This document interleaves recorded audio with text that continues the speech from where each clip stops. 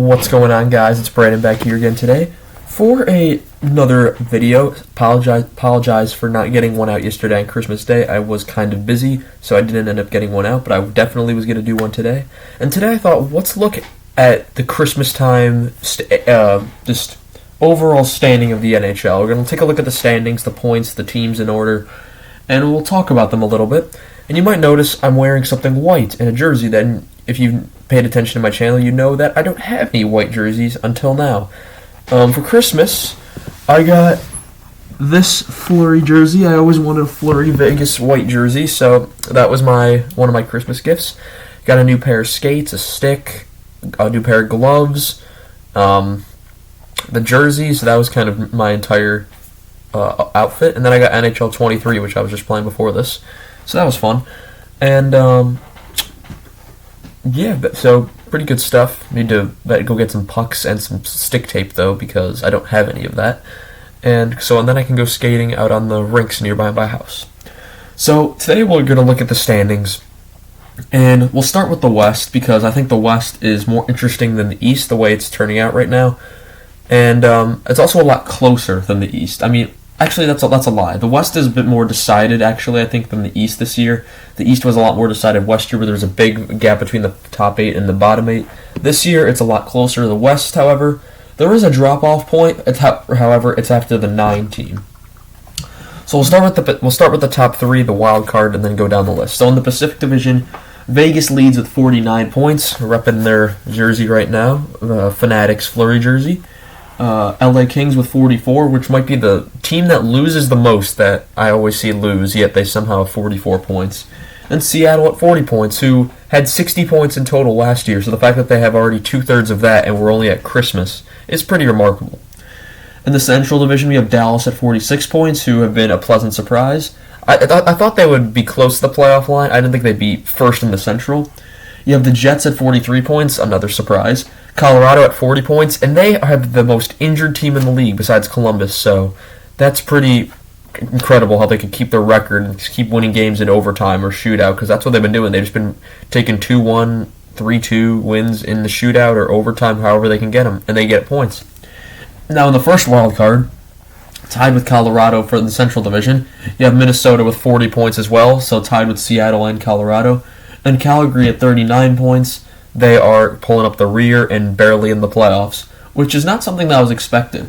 I think compared to this, Vegas I had in the playoffs, LA I had in the playoffs, Calgary, Edmonton, and Vancouver. Those were the 5 Pacific teams. In the Central Division, I had Colorado, I had St. Louis, I had Nashville. So those two, of course, are out right now, but we'll see. What was I gonna say? Oh yeah. Then we go below the playoff line, where we have Edmonton at 38 points, who was my President's Trophy winner, and they just haven't lived up to standard. So for the first time since 2020, I'm gonna get the President's Trophy winner wrong. St. Louis at 34 points. That's where the drop happens in the West. They've been a disappointing team, as well as Nashville, who is at 33 points. Vancouver at 33 points is a shocker, because they had such an awful start, yet they're still at 500. And yeah, I still expect more out of them. I expect this team to be in the playoffs. I expected this team to be 3rd in the Pacific. And right now they are 6th in the Pacific. But then another drop-off happens where the actual awful teams are. San Jose, 28 points. Arizona, 27 points. 2 teams that are higher than the bottom 2 that I expected. Anaheim at 22 points. Chicago at 20 points. And last in the league. Let's keep that going. So teams that I think that could possibly make a move up. That's another thing we'll do. Teams that I think that could possibly drop out or go up. Edmonton, I for sure can definitely, I think, go up. So I'm going to put an up arrow there. The way Nashville and St. Louis have been playing, I can't see them moving up. Vancouver, if they can't, they get to 500, then lose 2 straight games, and then go back, so that you can't win. You can't go to the playoffs like that. So I'm not expecting it. So I'll say Edmonton moves up. However, if I say Edmonton moves up, that means someone has to move down. And if I'm gonna pick a team right now that I think is gonna move down, Minnesota's been hot lately. Colorado's very injured, but they're slowly but surely getting healthy. Winnipeg and Dallas have looked good. Vegas has looked great. LA is winning games that they shouldn't, or is apparently winning more games than they should, because every time I see them, they're losing. So I'm not sure what to think about that, but if I'm going to pick a team, honestly, you know what? I'm going to say LA. Just from what I've seen this season, LA has just not... I expected them to be in the first wild card, and I think they played worse than that, yet they've somehow managed to get second in the Pacific. What's that say about the division? Anyway. But yeah, that's my Western outlook. Eastern Conference, a lot closer than it was last year. At this point last year, we already had our top 8 and bottom 8. In the Atlantic, you have Boston at 56 points, 27-4-2 in their first 33 games. That is pretty good. If you have you could have a chance to get 30 wins by New Year's. That's excellent. Toronto at 48 points, who has been very good as well. They've been winning constantly. They've had a little bit of a slump recently, but they're still out winning more than they're losing. And they're still 8 points back of Boston. That's just how well Boston's playing. And of course, Toronto losing in the first round last year in the same format to Tampa, who is at 41 points. They are a mainstay. I don't expect them to fall out. But it shows that the Atlantic is not as good. It's kind of a division of death. That's kind of what it is. Like, if you're good, you'll make it out alive, but not very well. Like, Tampa's at 41 points, and they're lower than the 2 wildcard teams. Then that's why I think we should go to 1 through 8. And yeah, that's been a whole thing. I don't like this division system. I liked it when I was younger, when it was 1 through 8. And the Southeast Division always got a top 3 seed, even though they did not deserve it. So I think we should go back to that, except get rid of, like, just top 8 West, top 8 East. Screw the divisions. That's how I see it.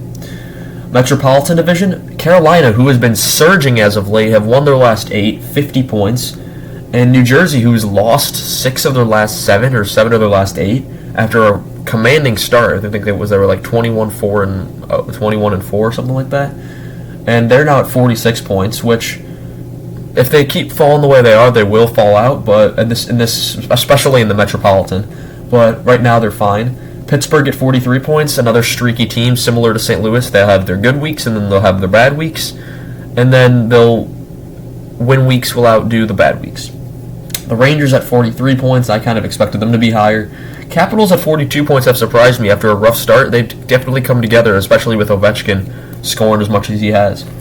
Islanders at 40 points, definitely a team that could sneak back into the playoffs. I had them out of the playoff mix personally, but we'll see. Detroit at 35 points, Buffalo at 34 points, and a lot of people are picking Buffalo right now to just jump into a playoff spot. They are 8 points back of a wild card, and they are all at 7 points back of the third place spot. So it's not likely, but a lot of teams have, a lot of websites have over 40% chance of Buffalo making the playoffs, and I'm thinking, no, that's not going to happen. And if it does, congratulations to Buffalo, you've made the playoffs for the first time in my brother's lifetime. Then we have Florida, who might be the most disappointing team in the league after winning the President's Trophy last year at 34 points. Montreal 33 points. People are saying that they're a lot better than they should be.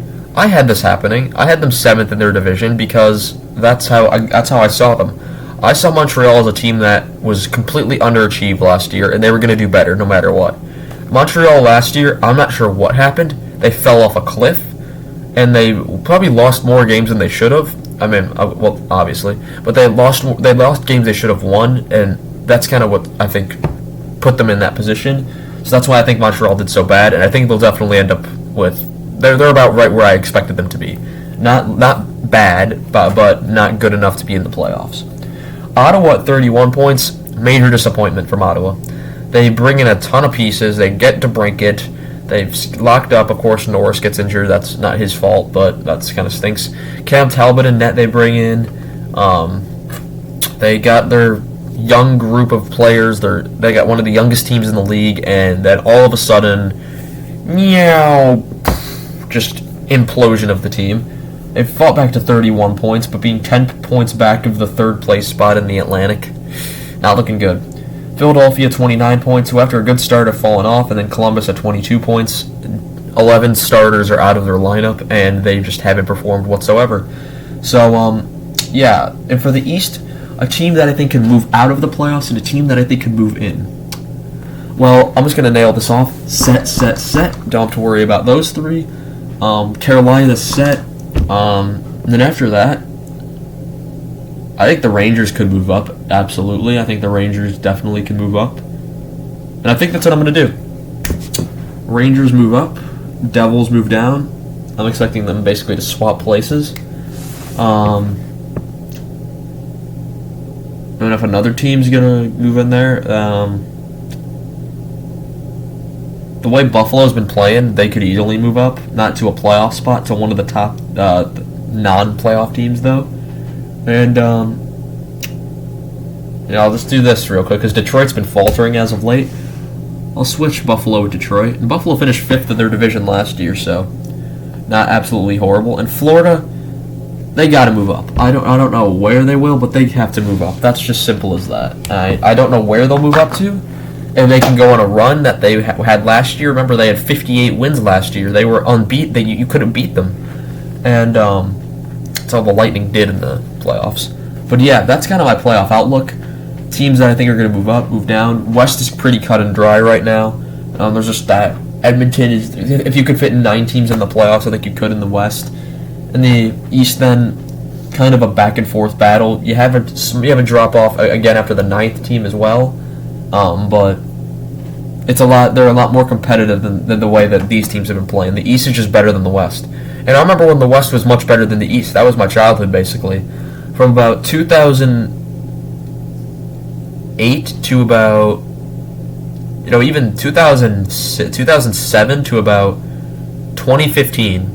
West was dominant over the East. There was only 2 Stanley Cups in that time period that the East won. That was Pittsburgh in 2009 and Boston in 2011. So, shows how much better the West was back then. So, yeah, it's really going to be all I have for you guys today. I hope you all had a Merry Christmas if you celebrate it. I hope you all have a Happy New Year. And I'll make more videos for that, so you don't have to worry. You'll see me again before New Year, I hope. And I'm going to go play some more NHL 23, and I hope you all have a wonderful day. See ya. Have a good day.